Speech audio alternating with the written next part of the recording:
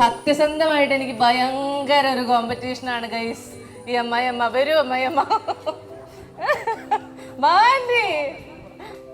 അത് ഞാൻ ഇന്നലെ ഒരു വീഡിയോ ഇട്ടു. അപ്പൊ എനിക്ക് വീഡിയോയിൽ ഓടാൻ പറ്റുന്ന ഒരു കണ്ടന്റ് എന്ന് പറഞ്ഞാൽ എനിക്കറിയാം അമ്മയെ എന്തുകൊണ്ടാണ് ആന്റി എന്ന് വിളിക്കുന്നത്. അപ്പം ഞാൻ ചോദിച്ചു ആന്റി ഇനി ആൻസർ പറയാൻ പറയുമ്പോഴത്തേക്ക് എന്നെ ഞെട്ടിച്ചുകൊണ്ടൊക്കെ ഉള്ള മറുപടിയൊക്കെ തന്ന് ഇന്ന് 5 ലക്ഷം വ്യൂസ് ആയി ഒറ്റ നൈറ്റ് കൊണ്ട് ആ വീഡിയോ.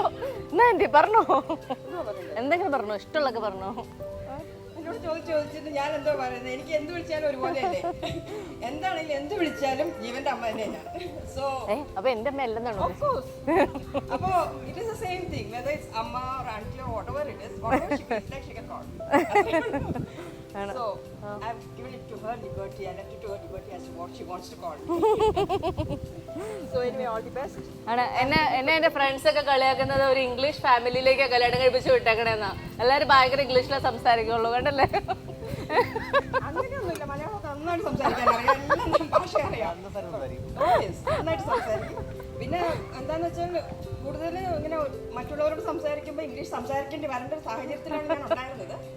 ഇപ്പോഴാണ് നാട്ടിൽ കുറെ നാളായിട്ടുള്ളത്, അതുകൊണ്ട് ഇംഗ്ലീഷ് വരണം എന്നുള്ളതേ ഉള്ളൂ. അതുകൊണ്ട് മലയാളം അറിയില്ലെന്നില്ല, മലയാളവും തമിഴും എല്ലാം സംസാരിക്കും, ഹിന്ദിയും സംസാരിക്കും. അതുകൊണ്ട് എനിക്ക് നല്ല സുഖം. വഴക്കൊക്കെ ഇടുമ്പോഴത്തേക്ക് ഇവരെല്ലാം ഇംഗ്ലീഷിൽ മാത്രമേ സംസാരിക്കുള്ളൂ. അതുകൊണ്ട് നമുക്ക് വെറുതെ ഇരിക്കാം, കാരണം ഒന്നും മനസ്സിലാവില്ല പകുതിക്കാര്.